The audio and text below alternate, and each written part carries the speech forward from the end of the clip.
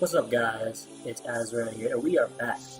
We have returned from the depths of hell to bring you some more Pokemon coverage because this game is like heroin, and you can't fucking stay away from it for too long. So I'm going to ease myself back into the Pokemon metagame, specifically the mono-type metagame. Also, I'm in a few draft leagues, some pretty decent ones, the GSA and the ECA, so expect coverage on those. There's also going to be some interesting new content on the channel, so look out for those videos and let me know what you think. So here we're going to start off with something that we're familiar with, I guess, or that we're sort of familiar with, which is ULC.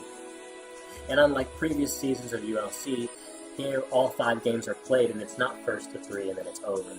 So leagues are kind of dead, so we're all in just different groups. Like there's Delta, there's Arbiter, and then I'm in a group called Average Decems, which is just a bunch of old-ass players, honestly. We're all just old-ass players. So we're going to see how we do in this season's ULC, and our first matchup is versus Horizon. So the first matchup we have is Decems versus Horizon Wolfram. As you can see, Decems doesn't have a very juicy matchup here. It's ground versus ice, but we're going to see how he does. So leading off is Weavile versus Exca. The Exca is Mold Breaker, so we can tell that it's definitely not Sand, since there's no Hippo either. Wolfram goes for the low kick onto the Sweet Steelix switch, and after 2 hits, the Steelix is still not yet dead. Steelix goes for the Heavy Slam, but it's a Sash, so we're okay there. Decems switches to Gastro onto the low kick, which does nothing, and Decems is probably going to recover, as Weavile knocks off, and indeed he does. So now Weavile goes for the taunt, preventing the Toxic or Curse shenanigans, as Gastro goes straight for the Scald, knocking him out. Into Ninetales we go, and Ninetales is a huge threat with his Juicy Freeze Dry and Aurora Veil, so this is going to be tough for Decems, as Decems goes straight into Excadrill. Wolfram goes for the Freeze Dry play, finishing for the Freeze, getting some chip on the Scarf Driller, as he switches into Avalugg, and that Iron Head does a measly 37. Luckily it's not Rocky Helmet, or else Decems would be fucked. Now Decems goes into Steelix here, as the Earthquake into Hail is going to be able to KO the Steelix from the Avalugg. My commentary is so off, it's been a while. Decems goes to Lando, switches to Frostlass, and the Frostlass has Sash. Usually lead Frostlass have Spikes, Taunt, Destiny Bond, and then Shadow Ball, usually no ice coverage since it's an ice mono. So Wolfram just goes for the Shadow Ball for Chip, but then Decems gets a nice Rock Polish off, so now he's looking like a threat, especially if he has Sludge Wave for that Ninetales. So now he goes into Kyurem, hoping to miss a Focus Blast or just accept the chip of Earth Power, but Decems doesn't care and goes straight for the Focus Blast. Now here's the weird play. Wolfram goes into Cloyster, and he goes for the Earth Power, and boom, it brings it down to a Sash. So what I don't get is why he didn't bring this out in the first place. Why did he just sack a free Kyurem? So then Decems goes into Garchomp to EQ the Cloyster out, and now back into Ninetales Wolfram goes. Decems switches into Gliscor as Ninetales goes straight for the Aurora Veil. And now Wolfram destroys the Gliscor for its Ice, and now back into Driller we go. And now with Under a Reflect, this Iron Head is going to do dead, which will damage to Avalugg. So now the normal play here would be the Gastrodon, because the Gastrodon most likely has Toxic and can chip away at the Avalugg, right? But Horizon should know that, and since he only has 2 Pokemon left, he should expect the switch coming. So, in my opinion, if I were Decems, I would have double Iron Headed here. I don't know if I even said that in the chat. So, Decems switches into Gastrodon, which is a safe play, as Horizon makes the good play and goes into the Ninetales. Decems switches out and has to sack or get chip on the Excadrill, and Freeze Dry comes out. So, now Decems going to switch back into the Avalugg as he goes straight for the Iron Head. Now does he double again is the question. But he's not going to risk it here. Now he gets for the double Iron Head off here as the Avalugg goes for the recover. I didn't think he would double out here a second time. Exca goes for the Iron Head again, and he goes for the Earthquake. And now I think his win condition is gone because this Ninetales just finishes this game off. Gastro goes for the Toxic, as the Avalugg goes for a Toxic itself, and even a Spadef Gastro is not going to live long versus this thing. Earth Power gets a crit on the Avalugg actually, as the Avalugg goes for the cover. but it's a losing battle because the Gastrodon is the only thing that could possibly live it from 9 tails, and even so, it doesn't have anything to knock it out.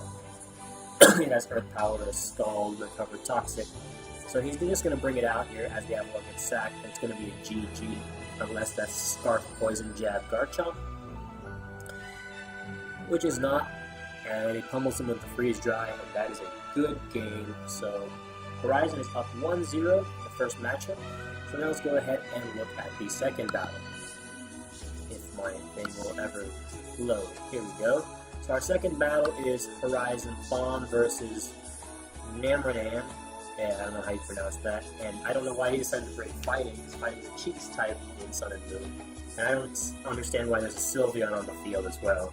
But those are questions that will be answered with the battle.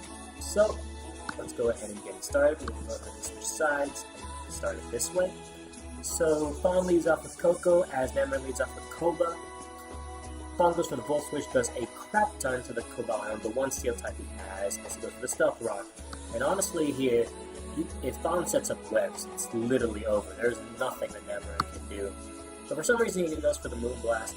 I mean, I guess it makes sense because he can get up the things on the next turn. Buzzle goes for the Ice Punch, gets the crit. No webs, though. I mean, either way, it's still an overwhelming matchup for Fawn, but still, like, webs would have been the safer play. Because, like, if anything was Scarf, it had a chance. So this thing goes for the Rock Polish to be faster than everything. Now, Terracotta hits him up with the CC, knocking out the Cutie Fly, or I mean, the fucking Bombi. Now, Fawn goes into Azu, and Namran is forced to Stone Edge, because if he belly drums, then I think it's over for the most part. Namran goes into Gallade, as he goes for the Psycho Cut, does laughable damage, as the Azu goes down for the Z belly drum, and this should be a snack wrap, honestly. Aqua Jet knocks out the Gallade. Keldeo cannot KO this Azu, and a Hydro Pump miss is going to definitely ensure that, and there's probably nothing that a Komodo could do as well, unless it's like banded close combat or something. That close combat does 22, and then we have an easy 5-0 sweep here. I mean, it was doomed from the start, but that's that. That's Monotype in its matchups, as you all know. Moving on to game 3 with Horizon up 2-0. We have Horizon Ghost versus Average Fellow. And Fellow's rocking the Juicy Dark team versus some Webs Electric. Interesting, no defensive backbone, but Coco, Raichu, and even Gargantua will probably be a problem. So let's go ahead and take a look at how this battle goes. So lead-wise, we've got Coco on Ghost side versus Fellow's T-Tar. T-Tar is usually a standing good lead here. Coco goes for the Taunt, as Fellow prevents Fellow's rocks, and he goes for the Volt Switch, and it does a measly 20. And Ghost goes into Magnezone. T-Tar goes for the Edge, popping that Magnezone's balloon for his Earthquake, I guess, for his turn on Earthquake. That Flash Cannon does 39, as the T-Tar gets the Earthquake off, knocks out the Magnezone. Taunt is ended, so he's going to go into Zeraora and pick one. And it's time out. What? It is a Electric Sea Zeraora. I was not actually in chat when I watched this battle, so this is news to me. He goes for the Plasma Fist here, easily 2 KOing the Man Buzz, gets some Rocky Helmet and Sandstorm Chip. It's the best he can do, I guess. Pretty much does not knock out the Man Buzz, and he might pay for that little foul play. Now he goes for the U-turn, so he gets one more Rocky Helmet Chip attack off. He's going to switch out into Tapu Koko now, as Sableye goes straight for the Will-O-Wisp, burning the Koko, but Koko's probably special, so it doesn't matter. Fellow goes back to T-Tar, as Koko goes for Volt Switch, doing laughable damage. And back into Zeraora we go, so he gets more Sand Chip, T-Tar gets some leftovers, and now Fellow's going to sack the Mandibuzz, which is a nice, good thing for him. 17% is a lot, plus another 6, and now he's done 30% on this chip alone. Now Bisharp puts it in Sucker Punch range, as Zeraora is going to go for the Bulk Up. This is interesting. But Sand is still chipping away, so I think Sucker Punch is still in range, as he still Sucker Punches on the second turn, and thank God it's Life Orb Bisharp. Probably wouldn't have KO'd. Back into Koko we go, as Fellow goes back into T-Tar, knowing he can live 2 Volt Switches.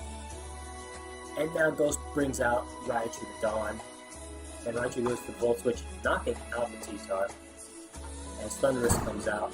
So Greninja, I guess? Scarf Greninja? Oh, Greninja goes for the sub. Interesting. As the Thunderous goes for the Supersonic Sky Strike. What a sub. What a time to have a sub. Thunderous goes for the taunt here on a Dark type. You can see it right there in Gen 7 Dark and the Prankster moves. As Kren goes for the substitute, and now this is where I guess there's gonna be hell to pay. And it's a Torrent Greninja. Wait, what? Excuse me? Yeah, this battle has all types of question marks associated with it. Thunderous is gonna go for the U-turn here on the Alolan Mug, and he's got no poison jab switch-ins, so Coco's gonna go down. Right, I doubt this is gonna knock it out. Yep, eats it up like a snack. Gets the Papa Berry as Muck goes for the recycle. Yeah, this is over. This Muck just wins the game. Like, oh, but we got a para, so there's life. Horizon Ghost has life. Goes for the recycle again. He should poison jab here, I'm sure. Yep, poison jabs, boom. Does he get the poison? Yes, he does. Now he can just recycle spam. So as long as he doesn't get parried 2 times, I think he's good. Yep. Now once again, he's just gonna click recycle one more time. That should be the right play. And with electric terrain gone, that Thunder is doing even less damage. But now he has a chance. Thunderous is gonna come out as he goes for the U-turn into Raichu. So he needs a full parry here, but poison jab is going to hit him up. Goes into Bisharp on the Volt Switch, which means he's got one more Sucker Punch in him. He's going to go into Raichu as he goes for the Sucker Punch. And Fellow should just keep Sucker Punching here. Goes into Thunderous. Oh, but he's a Dawn and just goes straight for the knockoff, not giving any fucks. And the Raichu is going to go for the Psyshock. Doesn't even... I don't know why he did that. But that's a good game. And Fellow puts the average Decems on the board. The score is 2-1. And now we move on to Game 4. So, Game 4 is my game. Me versus Horizon Ninja, and I've got a pretty decent matchup. The only thing, though, is that my Zapdos, which normally throttles Steel, is just Mono Heat Wave. So the moment he realizes that Heatran walled the absolute fuck out of it, I was actually boned. Mono Heat Wave, I have that for a number of reasons, but definitely not for the Steel matchup, because I feel that Electric has a good enough time with the Steel matchup so that I don't need to have a further stranglehold on it. I don't know. Whoops. Let's get rid of whatever the fuck this is first. Oh lord. Love it when my computer decides to take a massive shit on me. Alright, there we go. So we're gonna lead with Zapdos into Ferrothorn. So he goes for the Protect. He's gonna Heat Wave at turn 1. So me anticipating his Heatran, which is what usually people do, I go to Rotom as he goes straight for the Leech Seed, like a real man. And this is backed up again, so we're going to actually pause this. Yes. So anyway, let's go back a few turns. Alright, I double in the Rotom as he goes for Leech. Not wanting to risk the Protect, I'm going to double again into Thunderous as he goes straight for the knockoff, knocking off my fan, which is actually beneficial to me in this match. You go for the knockoff is annoying lefties, and take a fuck ton of damage from Barbs and Helmet as he goes for the Leech Seed. I'm gonna switch out back into Zapdos here. And I'm thinking to myself, damn, he's outplaying me right now. He goes for the Protect, I go for the Heat Wave. I decide, you know what, he's not gonna go to the Heatran, so I'm gonna go for the Sub here. And he goes for the Leech Seed. So now this is where the point where you think, you know, you would try to sub in your Heatran and try to break this sub. But no, he just stays in for the Heat Wave. Boom, knocks me off. And I'm going to Heat Wave straight up here. No, actually I'm going to sub here as he goes for the Leecher. He just won't switch out his Ferrothorn for some reason. Yep, he stays in again for the Heat Wave. And then he's just able to knock it out. Now he goes into Magnezone, which is obviously specs. I get some chip on it, 73%, as he goes for the Volt Switch. And he should bring out the Heatran finally. It's not revealed that I have Toxic because, I mean, I'm never going to, but for now he thinks I'm double attack. So he goes into Magnezone here. He goes for the Volt Switch, but I knew I would live a T-Bolt, that's why I went for this play, so I go straight for the raw Hydro Pump. So to do some chip on something. So now I'm going to Volt Switch out. And who am I going into? I'm going to Zapdos again. As he goes for the U-turn. So juicy U-turn. As he goes straight into Excadrill here. Now I'm going to sack the Thundurus. As he goes into Magnezone. I go to Thundurus, and he goes into Scizor. I go for the Superpower, which was free as hell. Get some chip off and knock out the Scizor. He goes into Celesteela. I'm going to U-turn. I could have knocked off this thing's leftovers, but I didn't want him to get a Spadef boost and have to deal with like predicting. So he goes for the Leech Seed here on my Tapu Koko, which is Specs. I'm going to switch out into my lower right just so I can put in some work. We're going to Excadrill. Now I have Focus Blast and that would knock it out, but I decided to go for the Surf because it has a chance to knock it out, and I just need the guaranteed chip so that like something like Zapdos or even like Magnezone can knock it out if it's locked in the Rock Slide. So now I switch into Thundurus here. I go for the knockoff now. Free as hell. Finally getting rid of the lefties. I'm going to switch out, bring out my own Magnezone as he goes for the Protect, which is perfect. And this is the Azzy Special, so it's not choice. So even if he protects here, I'm going to go straight for the Thunderbolt, not giving him a flying fuck. And this is all but over now. I just go and try to sack Thundurus once again. He goes for the EQ. And I'm going to get the freest knockoff of my life once more. Boom. And now I can knock him out with Superpower, or knock anything out with Superpower. And boom. Death. And he forfeits finally. So now we are tied with Horizon 2-2. So now on to the final game.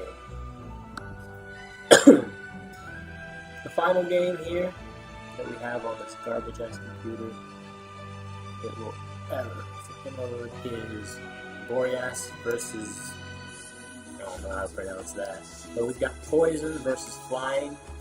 Boreas has young Balance Flying, and Laz over here has young Balance Poison, so we'll see what we're dealing with here. Boreas leads off with Lando onto the Venusaur. Venusaur Mega Evolves as Lando goes straight for the Rock College. He's going for game turn 1 as Venusaur goes for the Leech Seed. Boreas is going to switch into Gliscor, get its Toxic Orb up, and the Giga Drain does about 33.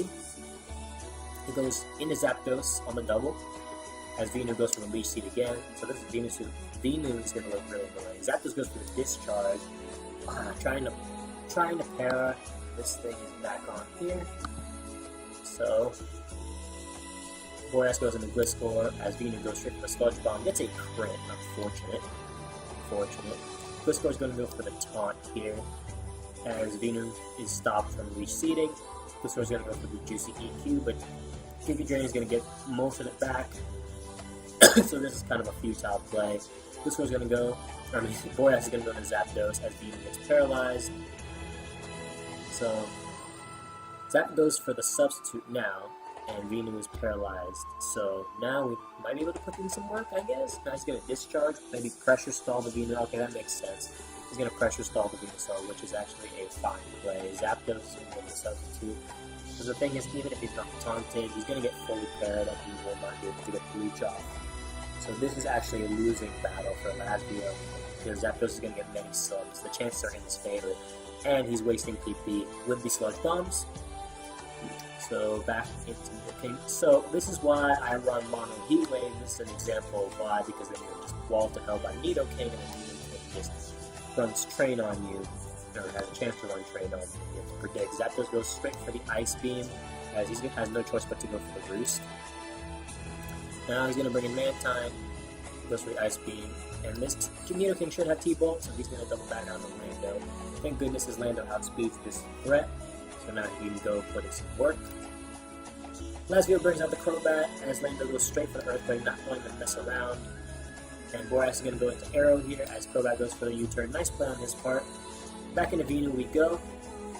Boreas is going to Mega Evolve and go for the Rocks, as Venu gets his Leech Seed off once again.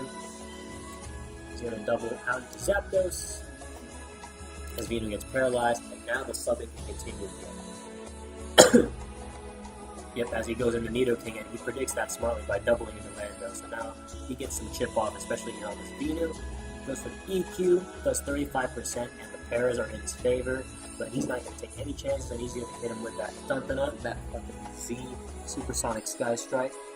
Now he brings out Nihilego here. Should we go for the HP Ice? Oh, he goes for the Thunderbolt. Does 55% to the Celesteela. That's actually a lot. Good play on Lazio's part. But Celesteela is able to protect here. And now he's going to live another T-Bolt. Lazio goes hard into Crobat, trying to get the Defog off onto the Gliscor right here. Crobat goes for the U-turn, and he goes into Toxapex here. Gliscor goes for the knockoff, knocking off the Toxapex with Black Sludge, restoring his HP. Back into Crobat, Lazio goes. Gliscor goes for the taunt, nice play there, so now the Crobat cannot defog. As Crobat is forced to go for some Brave Birds here, getting some chip off on him. Gliscor's going to go for Earthquake. Good play, just in case he brought in the Toxapex again. Crobat's going to go for the U-turn here, into the Pexinator, as Gliscor goes straight for the Roost. So now it's Pex on Gliscor action, the epitome of Mons. Gliscor goes for the taunt, as Toxapex's Skull does a juicy, super effective 32%. And Lazio is going to switch out into Crobat, which is now 35%, as Gliscor goes for the Earthquake. And Gliscor should try to get a taunt off here. But he goes hard into Aerodactyl Mega as Crobat gets the Defog off. Now Lazio is going to switch into Nihilego, and Aerodactyl goes for the Stone Edge and pops him right in the mouth. And now Boreas is going to go for the Ice Fang on the Nidoking. Doesn't kill, but gets some nice chip on it. So into Lando we go. Lazio is going to switch out into Muck and just sack that thing. That's a dead Muck from an offensive Landorus. Now we have Crobat here. Crobat goes for the U-turn. He's going to bring in Pex most likely. As Lando goes for the Juicy Swords Dance. Now he's at +2. Switches out into Crobat, avoiding the Earthquake. So Crobat goes for the Brave Bird, does a crap ton to Lando. As Lando goes for the Fly. Lazio goes to the Toxapex, and Lando's Fly does 59%, enough to KO it. But now, predicting the Earthquake, Lazio's going to switch out, but predicting that, Boreas goes for the nice Fly. And he goes into the Toxapex, does some more chip to it, and next turn, even when the Toxapex switch out, he can't come back into a Fly. So if Boreas flies here, then he's a god. So, and indeed, Boreas does fly here, as he goes into the Pexinator, and he goes for the Fly. Kaboom! Dead. Now Nidoking comes out, and Boreas goes for the Fly again, understanding it's safe. It's safe because then the Crobat will get hit if it decides to switch out. Nidoking misses the Ice Beam, obviously. But we have an unfortunate event here, and the Fly misses, which allows the Nidoking to knock the Lando out. So now this Nidoking could run Train, because that's a T-Bolt to the Mantine, Ice Beam to Zapdos, Ice Beam to the Gliscor, T-Bolt to the Celesteela. So he goes into Mantine here, and he's not going to live a T-Bolt from that range, or any. He goes into Celesteela here, and Celesteela goes for the nice Protect. Nidoking goes for the Flamethrower. Celesteela gets some leftover chip back. Nidoking goes for the Flamethrower. He lives on 1%. Personally, I would have probably sacked. I would have sacked Gliscor, probably, and I've just spammed taunt so Crobat couldn't come in, I guess. So, and then I would get another Protect round on Celesteela. But he goes for the LA Heavy Slam, living that by thinnest of margins, and now he's going to take this game because Zapdos should beat the Crobat 1-on-1, and that is a GG. So, the average Decems are able to pull it off a nice 3-2 victory versus Horizon 91 Challenge. So, I will leave in the description the link to the ULC spreadsheet and even the challenge bracket. So if we look at our bracket right here, if I'd ask him to load, if you look at the bracket here, we are chilling in Group B, right now in second place. Our point differential was 1. Alpha probably got like a 5-0 victory win, unless they really just stopped their opponent. But we'll see. Well, that's it for this video. Sorry it was a little shaky, because I haven't done commentary in so long. Hope you guys enjoyed, and I will see you in the next video. Peace.